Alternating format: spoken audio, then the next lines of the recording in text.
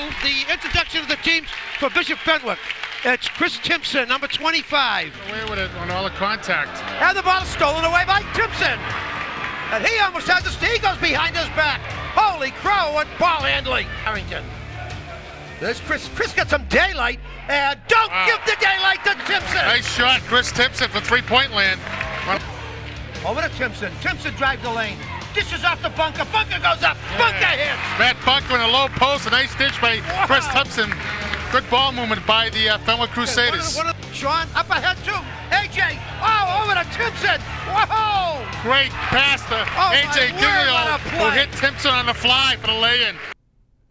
Hello everyone and welcome to the Falcons Corner. Today on the show we have a senior forward, well, a former player, still loving basketball and the new coach for boys basketball, Danvers High School, from Beverly, Mass, who averaged a team high of 16.8 points, 6.6 rebounds to lead Keene State 25-6 and 13-1 LEC.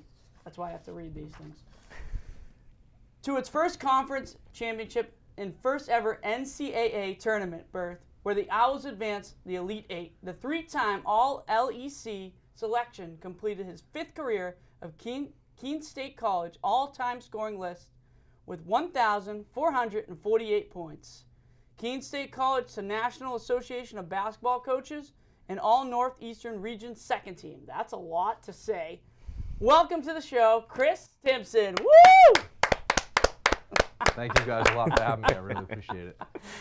Oh, that was a lot. No, that definitely sounded like a lot. There's a lot of accomplishments here. Yeah. There's a list of accomplishments. Oh, man. Welcome to the show, Chris. I really appreciate it. Yeah, thank you guys I'm for Jack having me Supino. I'm Bryan Grasso. And we're excited to have you on the show. Let's talk about your early career and a little bit about the biggest lesson that you've learned in basketball. I would say, it's just how to be a man is what I learned from playing basketball. How to bring that into, being a student athlete and also, into your career as you grow up. Now I'm 41 years old and started playing probably when I was 5 years old.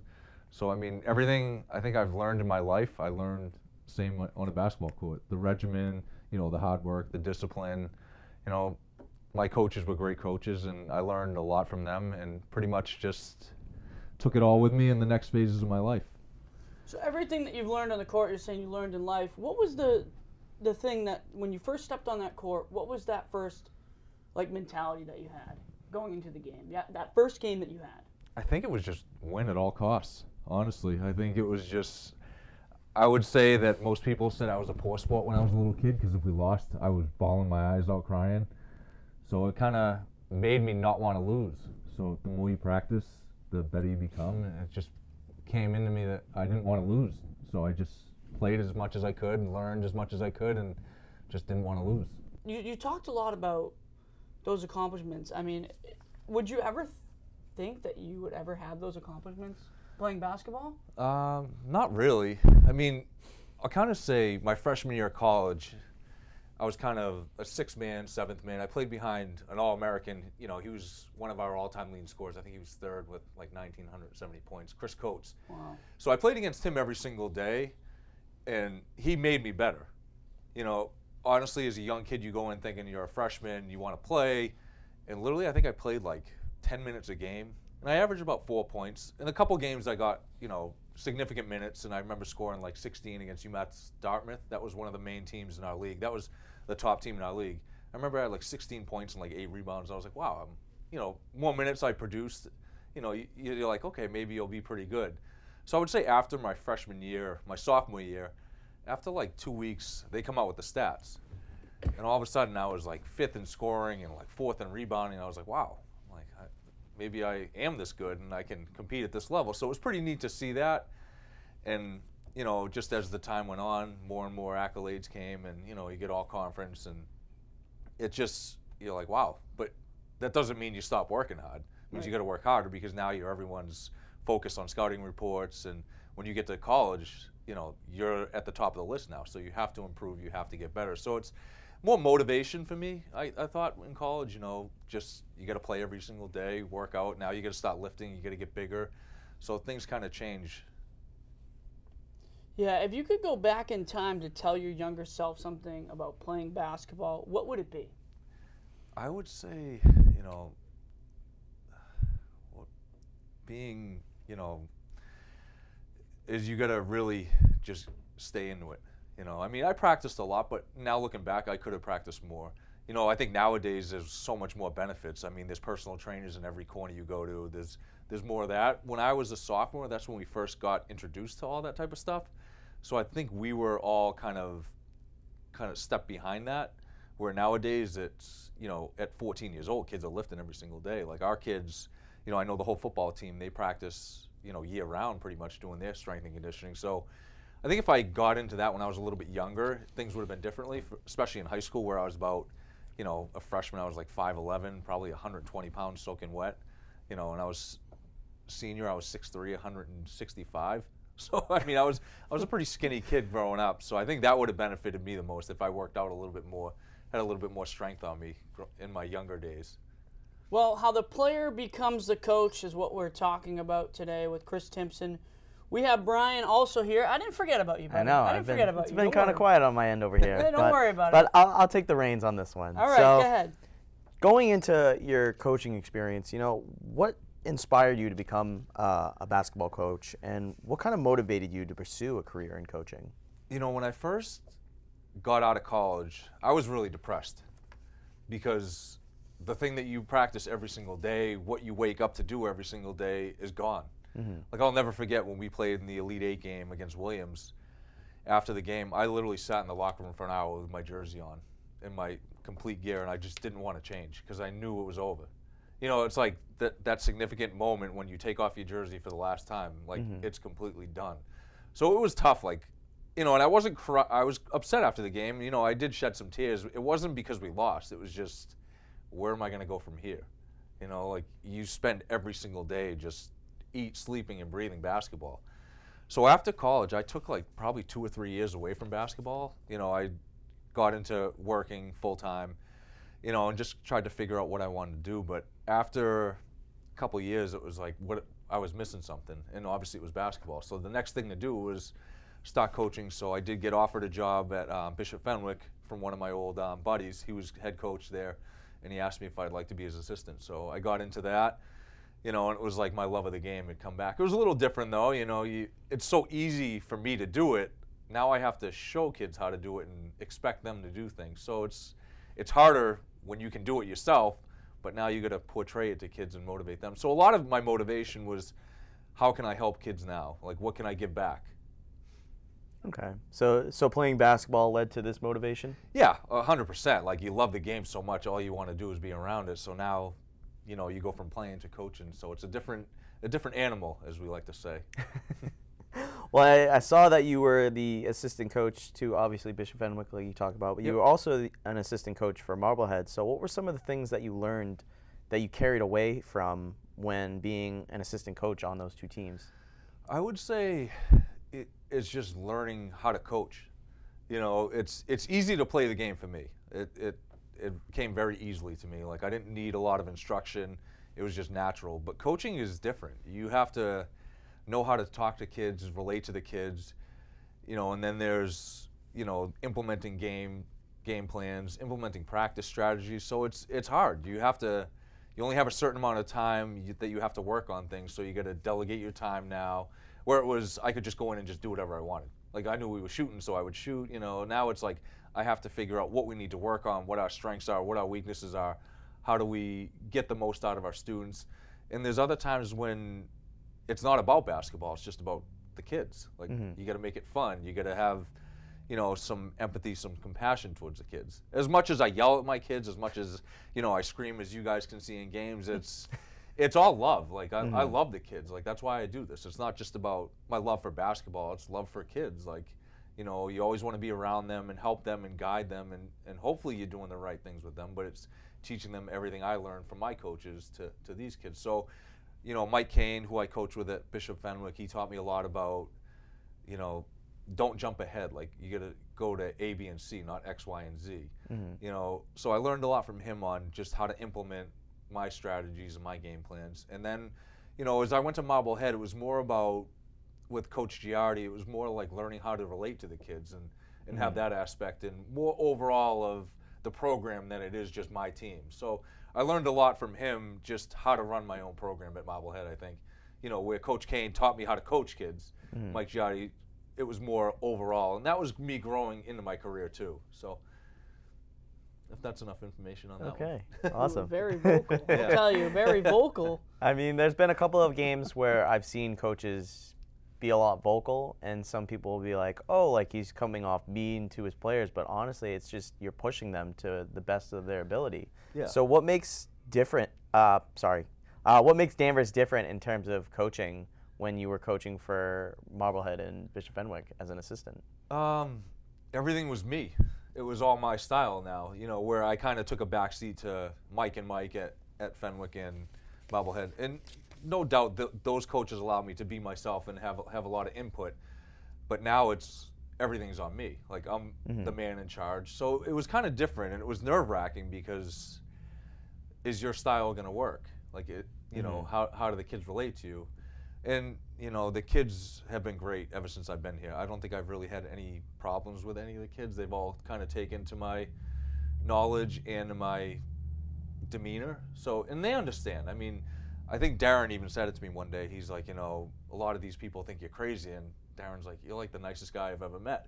You know, and that means the world to me. When a player tells you that, like Jacob tells me all the time, like how much I've done for them. So, I mean, that's where you know you're doing the right things, and that's what makes you want to come back every year, is when your kids tell you that type of stuff. Because, I mean, you saw how much I yelled at Darren. For him to say that, it means a lot to me, because there's times when you question yourself and you're not sure if you're doing the right things. So, I mean, and if you look back to my past players, they'll all tell you the same thing. Whenever I see them out in public now and, you know, they talk to me, that's what it's all about. Like, you want them to have good relationships and good memories of you. So, I mean, that means the most to me, being a coach.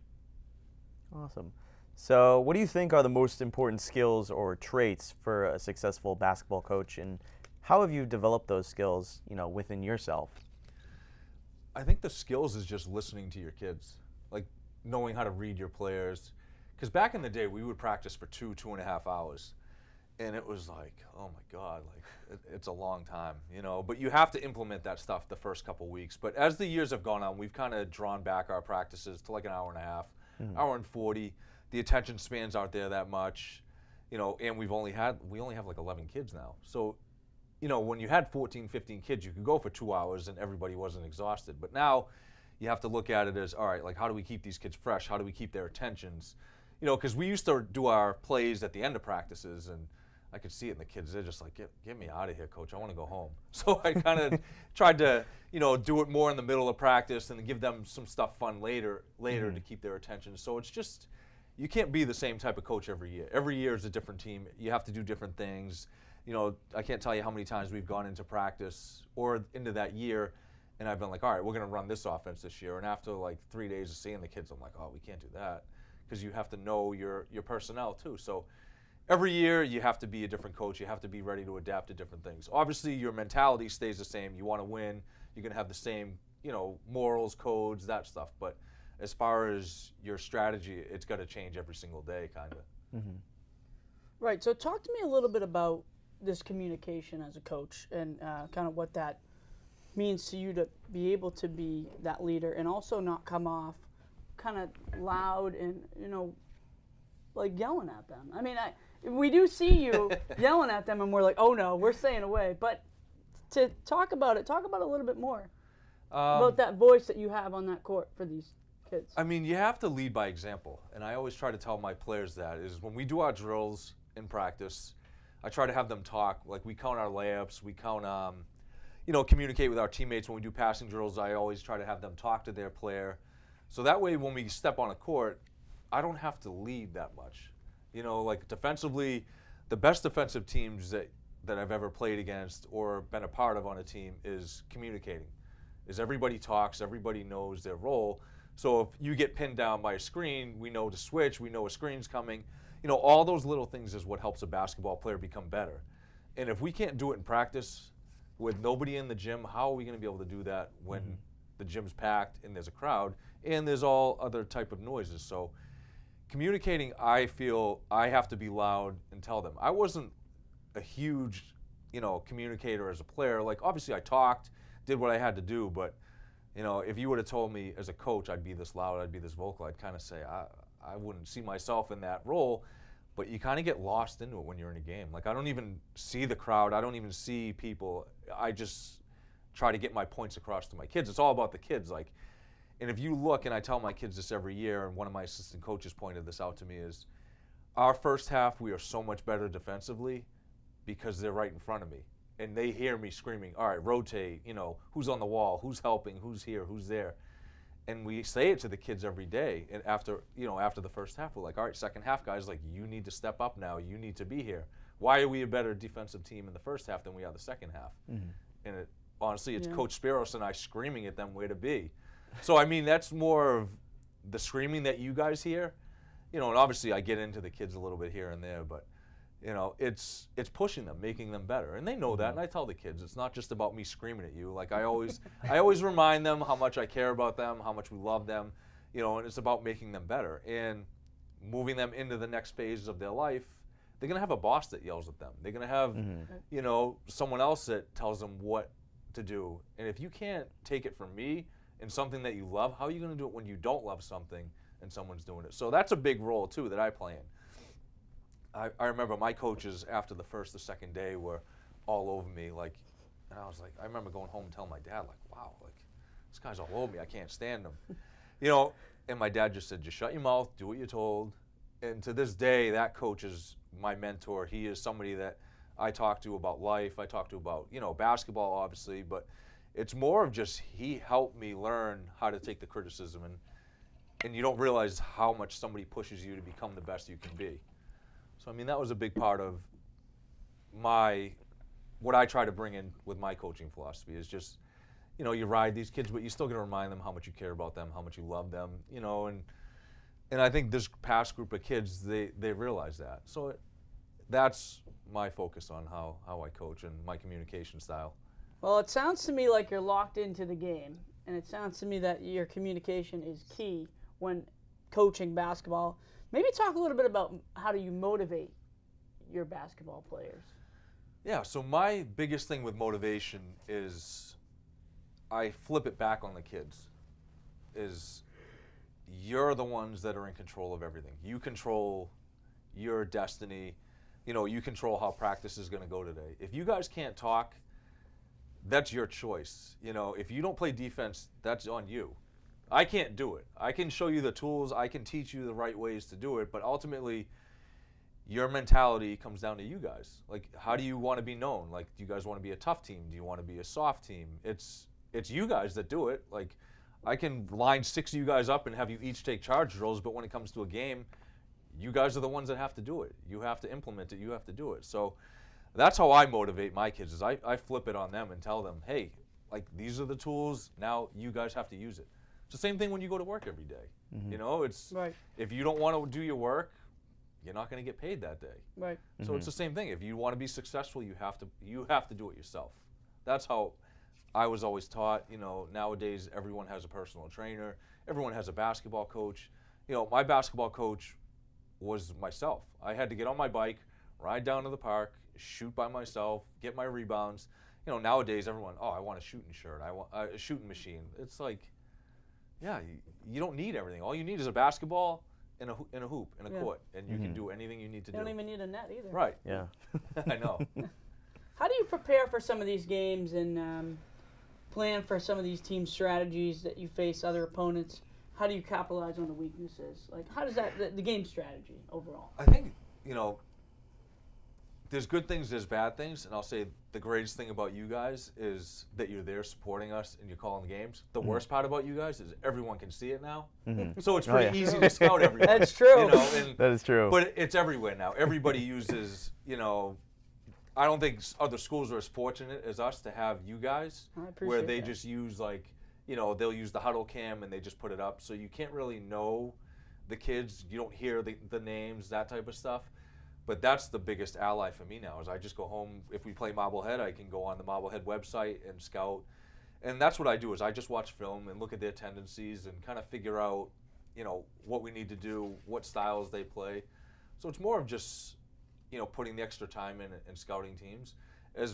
More importantly, though, I think it's just on my kids. Like, how are we going to perform? Obviously, you saw us. We need to handle the pressure better. That was our biggest weakness this year.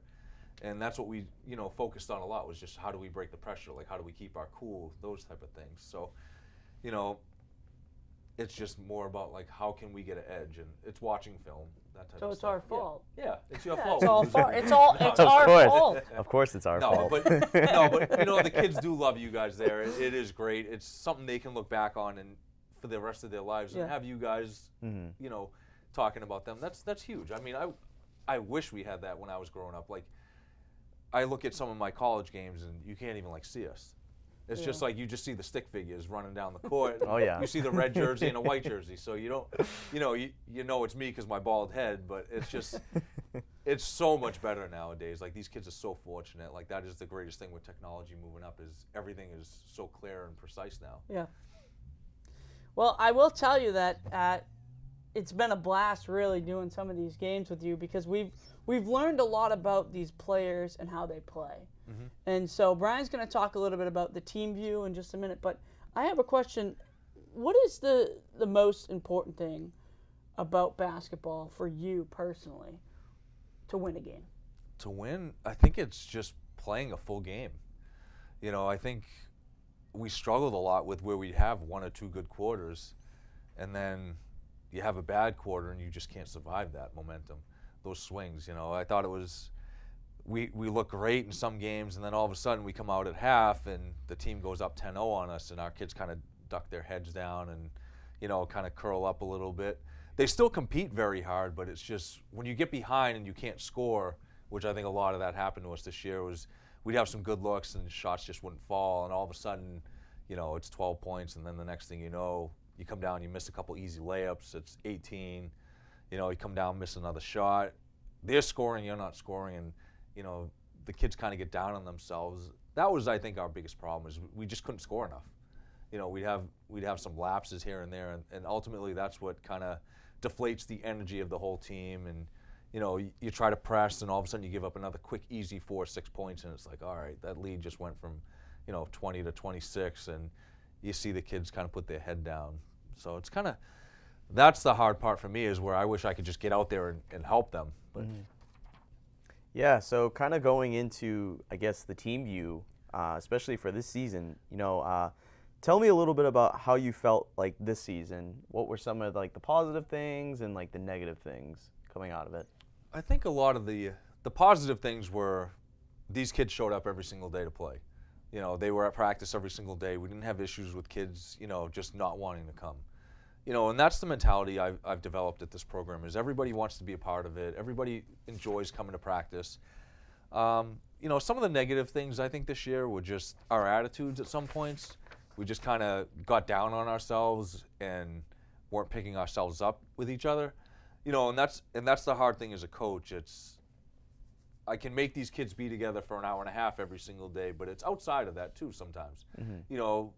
I don't know what the kids do when they're outside of it. I don't know how they interact with each other sometimes. So the team camaraderie could have been a little bit tighter, I think, this year. I think a lot of kids went in different ways. Not saying that that's a bad thing, but it's just when we come together, we all have to be on the same page. And I think sometimes we just kind of got down on each other instead of picking each other up. Mm-hmm. But it just comes and goes. When you're not winning, that's what happens sometimes. You look to other people to blame. You blame your coach. You blame each other as players. But all in all, they compete every single night. That's the most important thing. That's what I take out of my teams every year. And it's hard when you're not winning games. It's hard to show up every single day. So I give those kids credit, and I respect them for that every single day. They came in with great attitudes, wanting to learn, wanting to get better. But it's hard when things don't go your way. We know that in life just in general. If, things aren't going your way, it's easier to just kind of give up. But these kids never did that. And I'm really proud of them for that effort and that energy that they would bring every day. Yeah, so talk to me about this team as a whole, and kind of just the team chemistry and how it kind of evolved as the season went on. I thought in the beginning of the year we had our first win. We played pretty well, and then we lost at the buzzer the second game. I think it kind of deflated the kids. They were kind of really high and then went really low after that. Mm-hmm. And it was hard because it's hard to take a team for 3 months out of the year and make them gel right away. You know, especially where, you know, a lot of our kids play football, a lot of kids play baseball, you know, they're doing different things. It's not, you know, one specific sport that they play year round. So you take, you know, 11 kids that all do different things, that have different, you know, mentalities, and try to gel that in together in like a week and then play a game. It's really hard, you know, but I thought, you know, we started clicking a little bit, and then Darren went down with an injury. So that takes a lot out of the you know, the chemistry too. But I thought the kids responded really well. I mean, look at Aris, how he responded after that. I mean, he had his biggest games after Darren went down. You know, Quentin Shears stepped up big time with some big points for us in games. You know, Johnny DiTomaso, Jacob Westcott, they filled that role too. So I mean, Darren going down, I thought those kids really elevated their games. I mean, especially the Saugus win. I think we could all look at that and say, you know, that was our greatest win this year. But you know, the kids, I thought they really rallied after Darren got hurt, and you know, brought a lot of life and momentum back into that. So it was great to see that as a coach, you know, the kids step up and be together. How do you overcome adversity when you lose games? I needed to overcome that word for a minute. I know, it's you know, it's tough. I mean, playing, I mean, I don't mean to sound like high on myself, but I wasn't used to losing. Like, we would lose, you know, 2 games a year, 3 games a year, you know. So it's been tough for me to coach and not have a winning program. So that's why my more focus is just getting these kids prepared for the real world. And obviously I try to make them, you know, understand, like, it's important to work hard. It's important to show up every day, you know, be on time, don't be late. You know, those type of things is what I've tried to bring to this program, so these kids are prepared for life after basketball. You know, in adversity, we come, same thing, like, you know, how do we overcome this? Like, yeah, we lost yesterday, but you know what? We got to move forward. It's the same thing. You're going to have a bad day at work. You're going to have a bad day at school. You can't look behind you and say, all right, like, you know, I'm doing awful in my school. Like, what am I going to do? Just give up? You can't give up. So that's what we try to implement here is, you know, no matter what happens, you overcome it. You look forward. You don't look back in the past. You just move along and just keep going forward. That's, I think, my approach with adversity in this program is just, you know, yesterday's over. Like, we're moving forward. How do we get better today? Like, what are we going to do in practice today that's going to make us better? You know, you guys aren't making your shots. How can I, as a coach, look at this? So maybe we need to shoot more today. And I thought that's what we did a lot of, is just got back to the basic skills of basketball, like, you know, triple threat, like jab steps, like, you know, stepping into our shots. Like, those little things is what make you better basketball players, and that's how we can win games. So that's my overall, you know, philosophy with adversity, is just move on. Like, let's not dwell on things like, how can we get better? What do we do the next day? You know, that's my approach to that. Okay. So how do you balance the demands of coaching and when it comes to the needs of your players, especially if including like academic and personal obligations? Yeah, it's, you know, it's a huge commitment. I mean, I have 2 little kids. I have a wife. You know, I coach. I have a full-time job. I own my own business, so it's a lot. And so when I look at these kids, I realize it's a lot for them too. And you know, some of these kids don't love it like I love it. Like, all I would do was think about this, and I understand that. And my point to them now is, I just want you to give me your best when you're here. You know, and if you have academic obligations, that comes first. You know, you're a student athlete, which student comes first. So, you know, I would tell these kids, if you have something to do with school, make sure you tell me. Like, I don't mind if you show up late, if you have to miss something, as long as it's school-wise, student-wise, or something personal. If it's a personal matter, like, just be honest with me, just be upfront with me. So as long as my kids are honest about things, I have no problem with them missing time. Like, obviously, it's not a habit that we say, hey, yeah, it's okay to miss this. Like, we don't want to miss that stuff. Like, to go to a Celtics game, like, hey, you made a commitment to me, you made a commitment to this program. Like, yeah, I get Celtics tickets a lot, but I can't go because I'm here with you guys. I expect that too from them. But if they give me, you know, time, obviously, like, we'll work around that schedule. But it's just, the thing is, you just got to be honest. Like, same thing with my kids, like, honesty with playing time. Like, you know, this is where you stand. This is how it's going to be. You know, if you're not happy with it, talk to me. I'll tell you what you need to do. Sometimes you just need to get better. Like, so you're not at that point yet. You know, everybody thinks they are, but realistically, like, your practice time shows me how you earn your minutes in games. So it's kind of different approaches with everything. Okay. Now I know in some games you could have a player that's like really good at 3-point shooting that will sometimes like struggle at a certain area on the court. Are there any strategies that you use to help your players overcome these sort of like mental blocks or confidence issues? Yeah, you have a lot of. That's basketball. You know, when people scout, like, what are they going to say? Okay, this kid's a shooter. This kid's a slasher. So we have to know like our strength and our weaknesses. If you can't, and obviously we have off nights, you know, but if you ask any one of my players, I will never yell at them for shooting. You know, like Jacob Westcott, I always tell him, when's the last time I ever yelled at you for shooting? You know, he shoots threes every now and then, and he'll just look at me and smile because he knows he shouldn't be. But he makes them here and there, you know, like Quentin Shears. Like, you know, I always tell Q, like, just shoot. Like, it's bound to go in. You know, you're not going to miss every single time. But the thing is, how do you get your shot going? Sometimes it's getting to the rim, getting to the free throw line. Once you see that first shot go through, your mentality changes, your mind changes. So it's me just reminding them, like, hey, maybe we need to run a set to get you guys a layup, you know, and then all of a sudden you feel a little bit more comfortable. You know, as a shooter, as a player, you know, my dad would always say, you know, I could tell the way you're going to play by your first shot and how you react to it. If it goes in, all right, you're going to have a good day. If you miss and your head goes down, it might be a rough night for you. You know, and so I try to tell my kids that stuff too. Like, hey, I don't care, like, just shoot. Have confidence in yourself. And it's just making your kids feel confident, knowing that they have the green light. That's a huge thing. You know, I wish my coach had told me that all the time when I was younger. Like, hey, just shoot whenever you want. I would have loved that. Yeah. What do you do for like shooting drills and stuff like that in practice? Is it something that you learned how to kind of shoot the ball? There's a ball in front of me. I'm not going to do that. But I mean, at this point, when you come to me, you should already have those skills. You know what I mean? Like, this is a varsity program. Like, you should be able to know your shot. Like, obviously, I'm here to help you. But, you know, if you're learning how to shoot as a sophomore or junior, it's kind of late.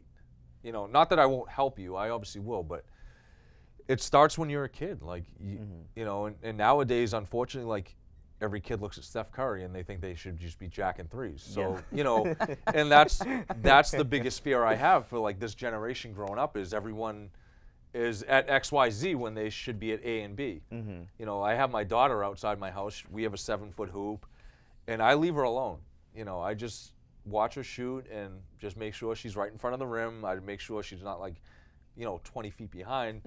And I've offered to help her, and she like yells at me sometimes. So I'm like, you know what? Do it all on your own. It's when you get to the age and you need help, I'll help you. But I just introduced her to it and let her shoot by herself. But you know, coming into high school, you should be prepared. Like you should have that knowledge of how you can shoot. And the drills that we do every day is like 5-spot shooting, where we take 5 shots from each spot, so the kids get 50 shots right there. You know, I try to have them do that 2 or 3 times, because that's 150 shots they'll get up right there. So it's important we get them shooting consistently every single day. And honestly, I know a lot of coaches that don't do shooting in practice because you only have the 2 hours allotted. Right. So they expect their players to go to the gym after school and just shoot. It's crazy because some people don't have facilities like we have, where I think we have 14 hoops, so we can break the kids up into all those hoops. Like at Fenwick, it was a big struggle for us because we don't have the room. I mean, the Fenwick gym's the size of this room. Yep. You know, it's tiny, so we didn't have that luxury. Like when I went to Marblehead, we had same thing. We have tons of hoops, so we can get the shooting in. But other places, you can't really do that. So I think we have a little bit of a benefit having the field house. But it's just, to be a good player, you can't just practice with me. Like you got to, even in season, you have to get out. You have to go to the gym. You have to do it on your own because there's not enough time in the day for us to do everything at once. So it's a little bit of a, overcoming adversity again. Talk to me a little bit about your the offense creates good defense, that mentality. Talk to me a little bit about that. Well, I think a big thing for us is when you're scoring, it's a game changer. Like you see it, you see the reactions on kids. You want to dig in, you want to play defense. But when you're scoring, where does your mindset go? Like, oh God, I just missed another shot, and your man's already halfway down the court on a layup. You know what I mean? I think offense definitely leads to better defense, and the kids feel better about themselves. There's a little bit of energy, and that was like I thought killed us a lot of times this year. Was we went through droughts. I mean, there was one quarter I looked at the kids and I was like, we're supposed to score in these games. You know, I think it was at Winthrop when we played them. It was like 6-5 after the first quarter. And I remember calling a timeout and asking the kids, I'm like, you guys know we got to make layups, right, to actually win games? You know, and that it's not me being like wise to them. It's just trying to loosen them up, have fun. Right. Like, Yeah. you know, I can tell they're tight. They can feel their shots not going in. So I'm kind of like, all right, guys, like, let's relax. Like, let's have some fun. Like, you know, a lot of timeouts, like parents or people in the crowd are like, oh my God, you're screaming at the kids. But they don't see the little things like I tell these kids. Like, I'll look at one of the kids and be like, hey, like, you all right? Like, you know, your hair looks good today. Like, you know, try to make them smile. Like, try to relax them, have confidence in themselves. You know, like a lot of times I'm like, smile, like, have fun. You know, a lot of times, like, in the huddles, I'm just telling these kids, like, have fun tonight. Like, yeah, obviously we want to win, but, like, have fun. Like, it's not life or death. Like, we're all going to go home. We're all going to be able to have dinner. Like, we're going to be able to, like, it's not that bad. Like, have fun. And I think they were just uptight because they were so nervous. Like, and when you're losing, sometimes you're just thinking about losing instead of just having fun. And I thought a lot of the times when the kids did just relax and be in their own skin and have fun, we played better. You know, like that Saugus game, you know, obviously shots were going in, but they played loose. They had fun. You know, and that's what, like, I look forward to seeing. Okay. What do you think are the most important factors in a player's development, and how do you work with your players to help them, you know, sort of improve their skills and kind of reach their full potential? The most important thing is coachability. You know, being a coachable player. You know, if you can't take criticism, if you don't listen to what I tell you to do, or not just me, but just, you know, other coaches, your assistant coaches, you know, your trainers nowadays that kids have. If you're not listening to what they're telling you and you're not doing what they tell you, it's got to be tough. Like I tell my kids, everything that we do in practice is stuff that I've learned. It's stuff that we did at the college level, at the high school level. I've taken all the drills that we've done, and in my own development, I've shown these kids what I've done. So it does work. I mean, I'm a candidate of that. You know, everything I do, I've taught these kids, but you can't do it just with me. Like, you have to do it Saturday, Sunday. You know, you have to do it after school some days. That's when you get better, is when no one's watching. I mean, we read those quotes about, you know, basketball, like, you know, being a good player is when no one is watching. You know, they see the benefits after all the hard work is put in. I mean, you watch Kobe Bryant videos. I tell my kids all the time, like, watch those videos. What does Kobe say? You know, he wakes up at 3 in the morning just so he can get an extra 6 hours on you. Yeah. You know, you got to take that competitiveness and that mentality, and what is, how good do you really want to be? You know, and there's days when I see kids at practice like, oh, my shot's not going in. I'll look at them like, when's the last time you shot?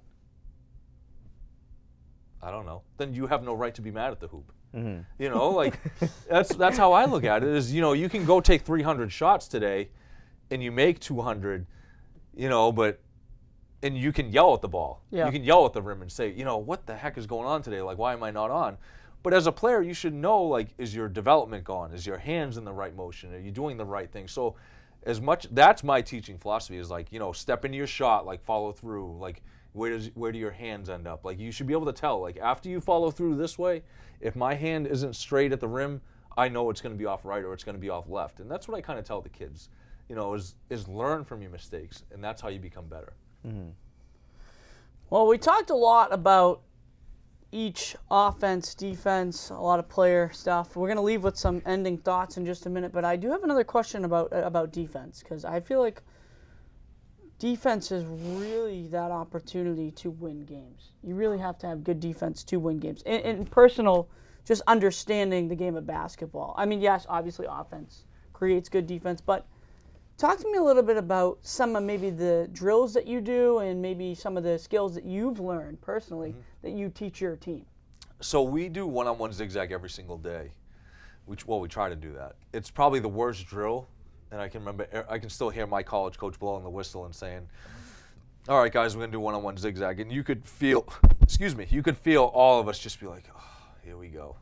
Because it's the hardest drill you do. It's literally you play one-on-one on one side of the court halfway. So, you know, here's the foul line extended. You only have this room to go one-on-one. So you have to turn your player as many times as you can. And when you get to half court, you pick it up and you play live. Now you're playing one-on-one, going towards the other side. Right. And that's where you learn how to play defense. Like, literally, if your man goes right by you, you got to say to yourself, all right, like, I can't defend this kid. You know, I'll never forget the first day when I was in college. I went up against Chris Coates, and he came right by me, crossed me over, went down, you know, put his shoulder right into me, just bullied me right in and scored on me. So I was like, all right, this is a taste of what I can get from him. You know, I'm going to know what to expect. But it's also like, hey, like, all right, I'm still a boy. Now I got to become a man like this guy. Yeah. You know, so that's my mentality. It's like, all right, can you turn your man? Can you defend in half court? And that's what translates in the game. Is like, that's how I see, like, hey, is this kid ready to play right now? Obviously not, if he can't even keep somebody in front of him. So that's where you learn to turn your man. That's where you learn your one-on-one defense.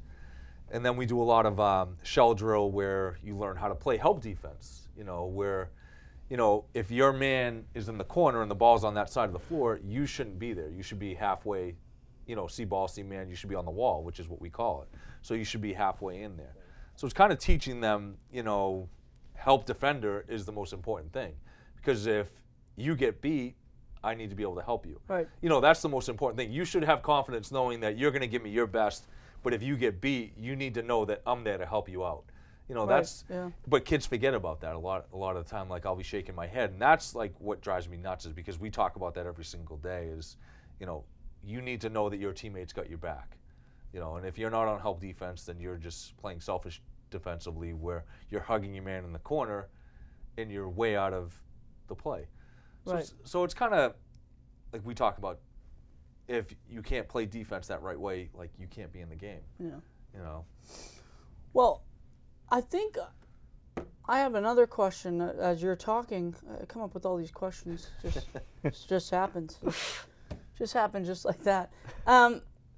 You talk a lot about that defense, you know, and you talk about that, like, position that they play. Mm-hmm. If someone's better at offense, how do you teach them to be better at defense as a coach? You have to know positioning. Yeah. Like, you have to know where to be. Like, you could be an awful defender, but you can still make a difference. Okay. You know, if we have somebody that's a weak defender, I try to put them on that team's worst offensive player. Like, you'll see a lot of times with Aris, we'll have him just sit in the middle of the paint. Like, I'll watch a game and I'll say, all right, this kid can't shoot, so Aris, just sit in the middle of the paint, clog up the paint, because he's our big guy. If he makes a couple threes, then we make adjustments. So I think it's kind of knowing, like, your player, your personnel against their personnel. Like, how can we take advantage of this? We'll put some kids on, you know, sometimes you'll take your best offensive player and put him on, like, a slower guy so he doesn't exert so much energy. He has that energy on offense. Right. You know, things like that. Like, I try not to do that a lot because I don't want kids thinking, oh, I can take a time off. You know, but I know coaches that believe in that. Like, in college, we would do that sometimes. We would have, say, all right, don't worry about that kid. Just leave him alone and just play more help defense. You know, not necessarily our best offensive player or anybody that, but just on defense, we would keep, like, our best defensive guy on their best player. You know, our best rebounder we would put in the middle, knowing that, all right, like, he's going to cover a weaker kid, but he's in the best position to get all those rebounds. You know, like, stuff like that you have to think about as coaches. So it's not just about us versus them. It's about knowing, like, how our best personnel can match up against their personnel and what we can do. Because I think a lot of our success came when we just would allow Aris to just be in the middle of the paint and just kind of get in everyone's way. You know, he is a big kid. I mean, he's not the tallest kid, but he's definitely his presence is known down low. So that was I thought that was what we would kind of try to do when we matched up against teams. And he would get those second chance opportunities or rebounds for your team. Talk to me a little bit about the importance of getting that rebound in that second chance opportunity. Oh, huge. I mean, as you see, we weren't the most sparked offensive team, so every opportunity counts. You know, second chance rebounds, you know, offensive rebounds. That's what we needed to get to just get back in the game. So that's huge in basketball. Like, I mean, I don't know if you saw the Beverly game the other night. They played North from Worcester, and I think their two big guys, the Beverly coach was telling me, had like 25 offensive rebounds. Wow. Yeah, so. So it's important. And look at the outcome. And look at the outcome of that game. They won by like 20 or 30 points. So I mean, it's huge when you have guys that can get in and do the offensive rebound. That's like the dirty work. You know, those are the little things that make games matter. You guys also did play in that Beverly game, the Guilleras games. Yep. Talk to me a little bit of what it means to play for something so important. You know, like Eddie, that. I can remember Eddie Garris when I was a little kid. He used to ref all my basketball games. You know, he was a, remarkable guy. You know, not just as a basketball player, but just a great guy in general. Like, as a referee, he would always, like, you know, when I was 12 or 13 years old, he would always just tell me little things like left and right. He knew my parents, so he knew my family. So he would always tell me little things here and there about, like, basketball, like what I can do to get better, you know, and that's learning how to be a coachable player. Right. You know, so it means a lot to give back to his family, his foundation. So it's pretty neat. You know, he's our all-time leading scorer, so it's nice to have that to tribute to him too. You know, and it's good for the kids to learn about, like, former basketball players, former people that, you know, grew up representing the program and doing it the right way. So, you know, it's great that we were involved in that. This is our first year that we did that, so it was kind of neat that we were able to take part of it, because, you know, it means a lot to the community. You know, and that's what it's all about, is just giving back to the community. So it was a good day that we had. You know, obviously I think we need to think about our opponent next year when we play. Beverly was kind of a tough one to go this year, but, you know, it was a good day overall, you know, no matter what happened. Right, and what is the biggest thing as a coach that you can do to help your players for next season, or just maybe for that next game when you lose a game? Is just being confident with them. You know, telling them, you know, we believe in them, telling them, you know, we just need to move on. You know, that, like I said before, like, that's my mentality. It's not looking backwards, it's just moving forward every single day. Like, we can't go back in time and do things over. So we just got to always move forward, always get better, always compete. Like, those type of things is our mentality. That's what we, as a coach, that's what I say to the kids. Like, don't worry about it. Like, you have today. What are you going to do today to make you better? That's the most important thing, I think, as a basketball player. And just in life in general, like, you know, you wake up, you go to work. Like, what can you do today to get better? Like, how can you make more money?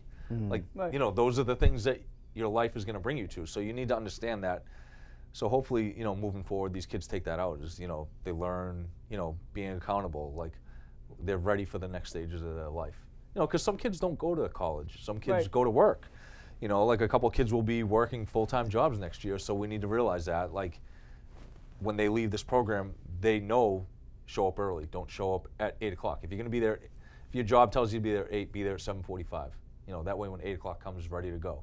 You know, stay after work and do your extra things that you need to do just to get ahead of yourself. So, I mean, that's my mentality. That's how I hope these kids go into life after they leave this program. So what are some of the goals for next season, and how do you plan to, like, achieve those goals? The goals that we say after every year is, you know, we have to look back and say, all right, when you came into the season, what did you do last year?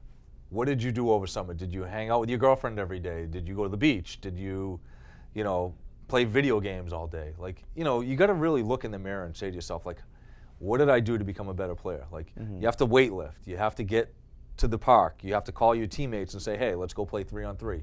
Let's play 2-on-2. Unfortunately, the MIA has rules where I can't be around the kids. So it's hard for me to, you know, I can't really say, hey, you guys have to go play today. Like, I would never do that to kids. Like, they're kids. Like, they need to have fun. They do need to go to the beach. They do need to, you know, hang out with their girlfriend. They do need to have a life outside of it. It's not 24/7 basketball, but you do need to put in some time if you want to be successful. If you don't, like, look back and say, all right, why weren't we successful?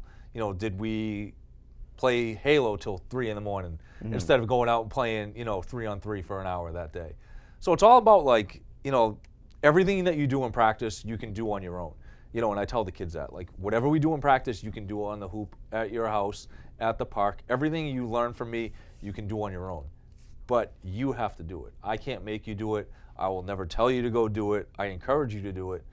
But I can't pick up my phone and say, hey, like, Johnny, Jack, go play today. You know, that's not who I am. That's not how it was. Because if I have to tell you to do it, you're never going to get better, because you're never going to do it on your own. You know, I didn't have a dad that was outside saying, all right, go make 300 shots today. You know, my mom wasn't like, all right, like, did you play basketball today? It was just, they left me alone, and it came from me. You know, and that's why I was able to get better and better as I went on, is because, you know, I had an older brother that would take me everywhere with him, you know, growing up, that would let me play with him and his friends. And honestly, I was the worst kid out of all of them. And then all of a sudden I started growing, I started getting bigger, I started getting better. And now it was like, all right, like, you guys all move to the side, I'm 10 times better than you all now.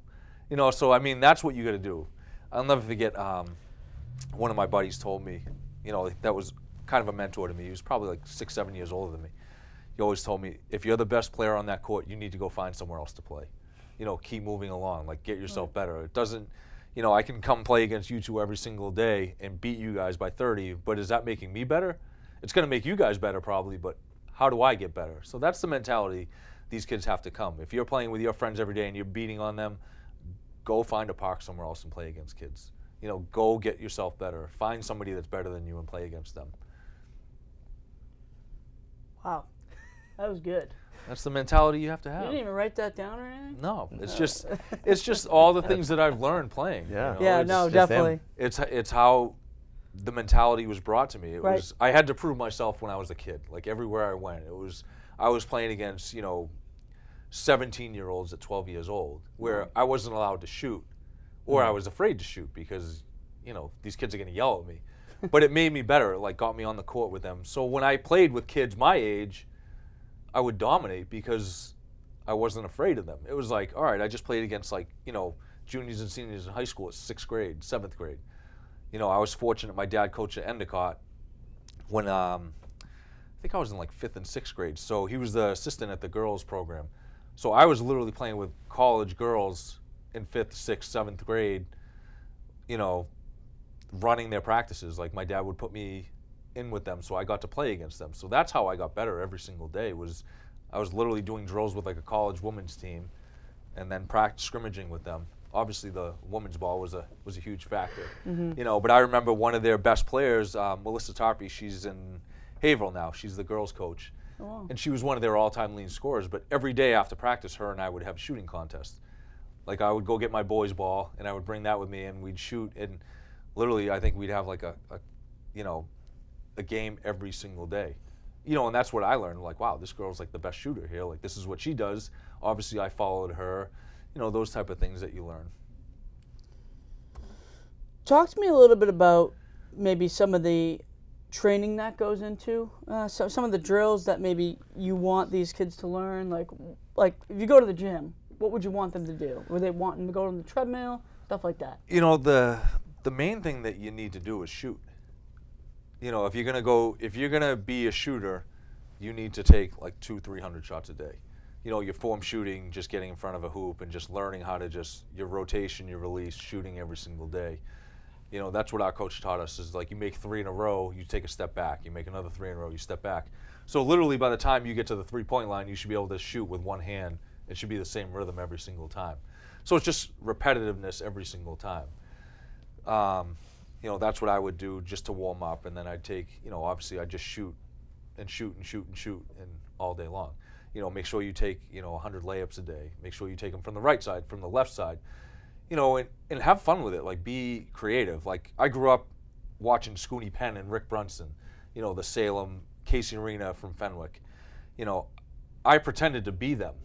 You know, I would say, all right, here I come down, like, you know, 10 seconds, 9, 8, countdown, crossover, shoot, score, like, oh, I just won a state title at the, you know, at the Worcester Centrum. You know, those were my dreams growing up. Like, I wanted to be that player, that guy, like them. You know, and I tell my kids, like, that's what you should be. Like, there should be, like, you know, they should be looking at, like, Pat Connaughton, you know, one of the greatest players ever to come out of here. Like, that should be who they're emulating, that type of style. So it's just about, like, you know, have fun with it. Like, me and my friends would play 2-on-2, and we'd be Scooney Penn and Jamal Kamar, you know, throwing alley-oops to each other on, like, the breakaway rims at, like, 6 feet, 8 feet. You know what I mean? It's like, don't just, you know, have a strict regimen. Like, have fun with it. Like, be creative. Like, pretend you're Michael Jordan. Pretend you're Steph. You know what I mean? Like, things like that, too. You don't want to just get too carried away with, you know, that type of stuff. Well, you know, I've seen a lot of the NBA players and, you know, a lot of kids on the team kind of try to emulate them. I also have seen coaches play against some of the players to teach them. Do you ever get on the court and play some basketball with them? I used to when I was younger. But nowadays, like, there's a couple practices, like, I'll get in and show the kids, you know, how to break a press. You know, and I can remember a couple weeks ago, like, I got on the floor, and I think it was Johnny DiTomaso was playing with me. And I looked at Johnny, and every time I would go to the hoop, I'd kick it to him on the wing for an open shot. And I was like, Johnny, how easy is this? He's like, oh, my God. He's like, Coach, it's so easy. You know, it's just little things that I know. Like, it's just the IQ I have from playing so much and knowing how to break things and, you know, not telegraphing passes, doing those type of things. So it's neat every once in a while you can show these kids, yeah, I did know how to play. You know. Yeah. I'd probably, you know, pull a hamstring or anything if I really went 100% against them now because I'm so old. But, you know, I used to play a lot when I was first at Fenwick against the kids. Like we had Mike Clifford, who was really good back then, and he would try to block my shot all the time. He's like, I just want to block your shot once, coach. I'm like, you never will. You know, you're 6'8", I'm 6'3", but I know how to play against kids of that caliber. You know, so a quick pump fake or a head fake would get him in the air, and I'd just go the other side and score. You know, but no, it's good to know the kids know that I knew how to play. You know, like that is one thing. Like the kids always give me stuff against. Like I'll always tell them, you know, when I say, hey, do this, do that. It's not because I'm a coach. It's what I've learned. Like I know how to do it. I know how to score. So it's neat to give back in that way. And they do kind of understand, like when you show them like that you did score that many points, they're like, okay, like, yeah, he does know what he's talking about. You definitely know what you're talking about, and you know, you've had an amazing career as a basketball player. You talk about that emulating the NBA player. I want to go back to that a little bit because I feel like you also said that you don't want them to be like a Steph Curry. So maybe you could explain that a little bit. Where it's more of you want them to be creative. You want them to have fun with it. So it's like, you know, when you're a kid, like obviously, like I loved Michael Jordan. Like that's who I wanted to be like. Obviously, like he was the star back then. You know, so we would get on the breakaway rims and try to dunk like him and do that type of stuff. But you know, as you see these players, you want them to be your own player. Like there's only one of me. Like there's only one style I could play, and that was my style. So yeah, you obviously want the kids to be in the gym playing like Steph Curry, like doing that, but you don't want to see them shooting 45 three-point shots. Like I mean, you watch the All-Star game now, like Damian Lillard shooting from half court. Like if my kid ever did that, my favorite. Yeah, if my kid ever did that, I'd probably, you know, walk off the court and just because I'd be so upset I wouldn't want to say anything. But it's just like, yeah, try to see what they do behind the scenes, not just what they do in the game. Like you think Steph Curry just wakes up and he just is excellent? No, the kid was built in a gym. I mean, literally his whole life has been in a basketball gym. What do you think he did every single day? Just shoot and shoot and shoot. You know, his dad was one of the greatest shooters before time, and he makes his dad look like, you know, Shaq at the free throw line now compared to him, how great he is. But it's just having fun with things. That's what I mean more of like when you emulate your players. But, you know, the best player I would say to a young kid now is watch Kobe Bryant videos and watch the highlights. Like see what he did behind the scenes of everything with basketball. I mean, they're so inspiring to just watch how he trained. You know, like Michael Jordan said, you know, about him is like he'd call him at 3 a.m. saying, oh, how did you do this? How did you do that? Michael Jordan's like, it's like 3 a.m. This guy's calling me? Like, that's all Kobe did was just think about basketball and be about basketball. You know, it's easy when you make $100 million a year, you can sit home and do that, you know, but as kids, it's like you got to figure out, like, what works for you. Like, you know, you have your schoolwork, you have school, you have to do this. So it's a lot harder to really say, oh, well, you can do this in a day. Like, some kids don't have the time, but you got to find time if you really love it to do that type of stuff. You talked about being a big, I'm sure everyone's a big Michael Jordan fan, really, but you talked about being a big Michael Jordan fan. What was something that you've learned from him, maybe from a quote or something that you've learned from him about basketball? I would just say, you know, the one thing was just how ferocious he was. You know, his mentality was like, you know, win at everything. You know, as a young kid, you know, you see the sneakers, you see all the jazz about him, but I just loved watching how he just competed. You know, he was just, would go at anybody, just had no fear. I think that was what I loved about him was, you know, he was dunking on people left and right. He would, you know, nothing fazed him at all. You know, that was what I saw from him. It was just, he was just tenacious, just one of the best competitors I think you'll ever see to this day. And then you watch the Last Dance documentary and you realize how crazy he really was. Yeah, really. It was a different level. He was crazy. All right, so we got one last question for you. We got 16 minutes on the clock. Yes, the show is timed, everyone, if anyone didn't know.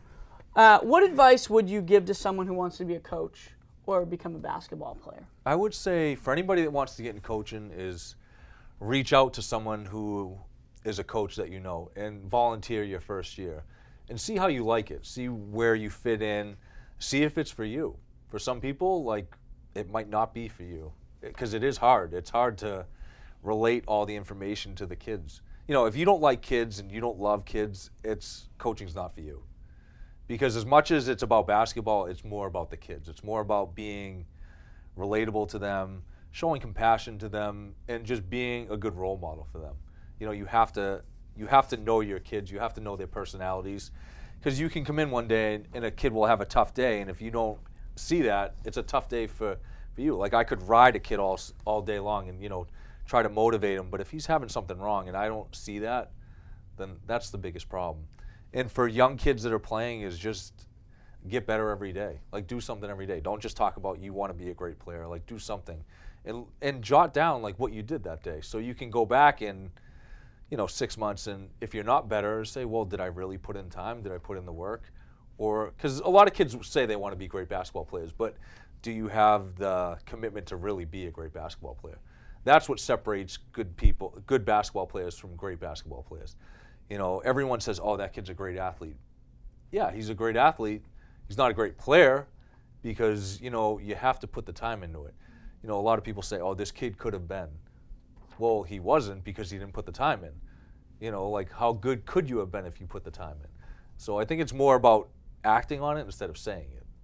And that's what I would just say to, you know, every young kid is, have a dream, but put in the time to make that dream come true. What's the one basketball quote that you can leave us off with that that you usually, you know, tell yourself and then you also tell the team? I would say, you know, the one basketball quote I would just say in general that I've always loved is the no fear one. You miss 100% of the shots you don't take. You know, I think that was on my wall when I was in like 5th or 6th grade. It's just something that's always stuck with me too. But it's more of like in life too. You know, it's not just saying like, oh, you miss 100% of the shot. Like, you have to be willing to take chances in life. You know, I'm 41 years old and I left my career after 13 years because I wasn't miserable. It's the same thing. Like, if I never took that shot, would I be moving into a different career? Like, you know, would I be miserable in my old career? So it's about, that's what I always look at it as. It's not, you know, just 100% of the shots. Like, it's in life in general.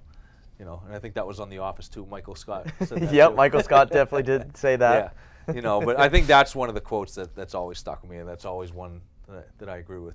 And if you like shooting, like, you're always going to take a bunch of shots. You know, so I think that's my basketball quote. That's what you're going to leave us with today, huh? I think so. All right, Chris, I appreciate you coming on the show. Thank you so much. It's been a great season. You know, everybody really appreciates you guys for all the hard work you do. Thank you. Like I've said We before, really you know, appreciate you definitely guys. We had a appreciate lot it. of fun this season, and we want to thank you again for coming on the show. We want to thank Danvers for always being resilient, the whole team always coming over adversity and continuing to love basketball. And we want to wish you the best of luck next season. Thank you very much. We want to thank Bryan Grasso, myself, Jack Supino, and the crew for doing this show today. We want to thank everyone. I would name everyone, but it would be a long list. Ginny's in there, too, taking photos, so it would be a long list. Chris, I really appreciate you coming on the show. Thank you so much, Danvers, for watching How the Player Becomes the Coach. Thank you so much for watching. We'll catch you next time.